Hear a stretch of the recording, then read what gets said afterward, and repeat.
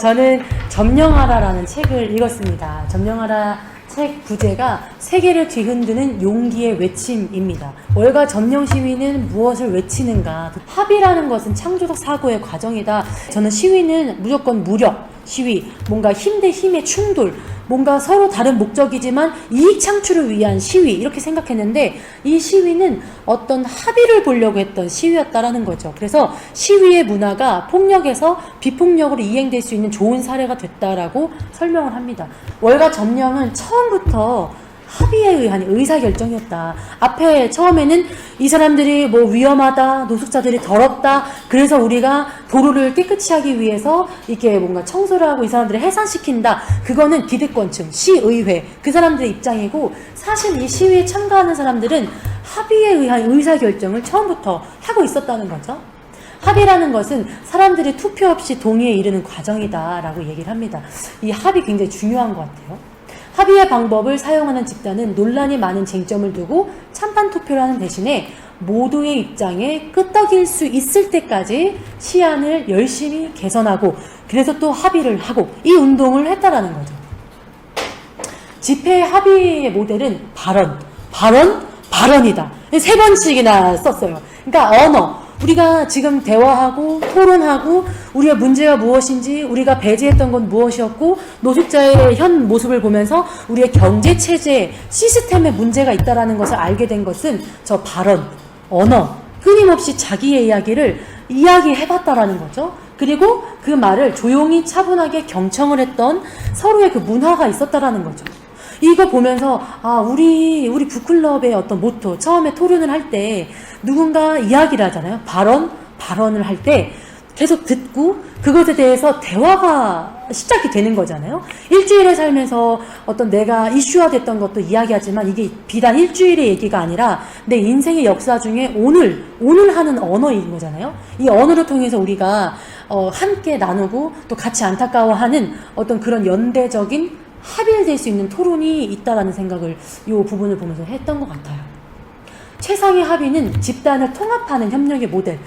합의라는 건 집단과 집단, 이 집단 안에 있는 것을 협력하는 모델을 만든다라고 얘기를 하고, 협력의 문화를 창조하는 것이 굉장히 중요한 단계다라고 이야기를 합니다.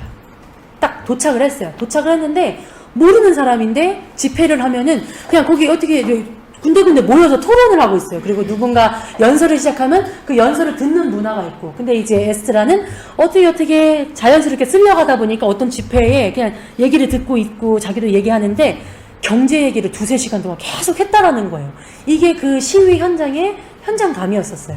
그리고 이제 마크라는 사람은 우리는 그냥 함께 둘러 앉아 있었다. 점령 집회의 운영진이 요청한 대로 어떤 제안이나 요구가 우리에게 가장 중요한지, 어떤 제안을 저 시위대한테 해야 될지, 또 우리가 원하는 그 금융인들, 뭔가 이 경제 체계를 움직이는 사람에게 우리가 우리 입장에서 어떤 요구를 해야 할지를 끊임없이 이야기를 했다라는 거죠.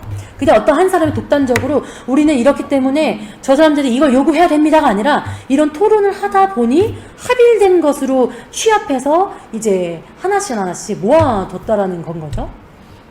누군가가 집회를 제안했다. 여러분들 집회합시다 라고 얘기를 하면은 그냥 그 자연스럽게 둘러앉는다는 거예요. 둘러앉고 듣고 그 사람이 주제를 꺼내요. 행동이라는 게 무엇입니까? 라고 이제 물어봐요. 그럼 그거에 대해서 자유 토론 오고, 그럼 나이 이야기도 하고, 우리가 그렇잖아요. 각자의 주제와 오늘의 6건을 가지고 내가 가지고 있는 질문을 가지고 던져요. 그래서 이야기를 통해서 이것이 어떤 이야기가 되어지고 우리의 현 시점과 우리가 배제했던 것과 이런 것들을 통합적으로 살펴볼 수 있게 하는 이 시스템이 있잖아요. 여기 월가 점령 시위도 그 문화가 있었다라고 합니다. 이런 푯말들을 만들어놔요. 그래서 날 보라는 게 아니라 내 말을 들으라고 하는 자기 슬로건을 가지고 오고, 여기 배에 숫자가 써있어요. 이렇게 자기 그 법률 전화번호예요. 법률사무소 전화번호인데 경찰에 이렇게 뭔가 끌려가면 여기로 전화 좀 해달라라는 그런 슬로건을 걸고 있어요. 그리고 조인어스라고 해서 함께해요라는 이 푯말을 가지고 자기가 얘기하기 시작해요. 자기의 주제어를 가지고 자기가 이 시위와 이 지금 금융의 이런 경제 체제에 대해서, 시스템에 대해서 생각하는 것을 이야기를 한다는 거죠. 우리가 월가를 점령하라 하거나 워싱턴 이제 스퀘어를 점령하라라고 말할 때는 다른 나라의 점령이 폭력적이고 잔혹했음을 알아야 된다. 우리가 지금 점령하지만 우리 이전에 우리가 점령했던 사람들에 대해서 우리가 폭력적이었었고 잔혹했다는 것을 우리가 알아야 된다. 그래서 팔레스타인은 여전히 점령된 땅이다. 그리고 이거는 우리의 군사 점령에 대해서 우리는 아니다. 이건 아니다라는 말을 하는 법을 배워야 된다. 그래서 우리는 점령이라는 의미를 바뀌어야 된다. 우리의 점령은 우리가 점령이라 하면 내 언어를 통해서 발설해서 그 의미와 뜻을 점령한다는 것은 무언가 아름다운 것이고 무언가 사랑과 행복을 희망으로 부르는 것을 우리는 점령이라 하자. 그러니까 우리가 이런 우리가 배제했던 일들, 우리의 폭력성, 우리의 잔혹성을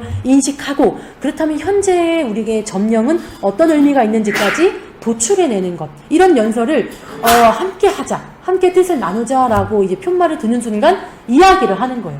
그러면 이렇게 텐트처럼 이렇게 모여서 같이 이야기 듣고 서로 이야기하고 그렇게 또 시위가 진행됐다라는 거죠. 그래서 종합적으로 10개 정도, 10개의 그 합의된 내용들을 이제 담고 왔어요. 우리가 원하는 거, 우리 노동계층, 우리 99%가 원하는 것은 이것이다. 이 시위는 미국 전역으로 확산되고 아시아, 특히 일본과 우리나라에까지 굉장히 좋은 영향으로 확산이 됐는데 구체적인 그런 목표가 없었기 때문에 그 한계를 남기면서 73일 만에 막을 내린다라고 설명하는데 이 73일, 한 2달, 보름 정도의 그 시간 때문에 빈부격차가 우리 이 미국 자본이 이제 처음 시작되고 자본주의자가 이제 팽배했던 이 뉴욕의 한 중심에서 이런 빈부격차가 있다라는 걸 알렸다는 것에 큰 의미가 있었고 신자본주의에 대한 문제점이 있다.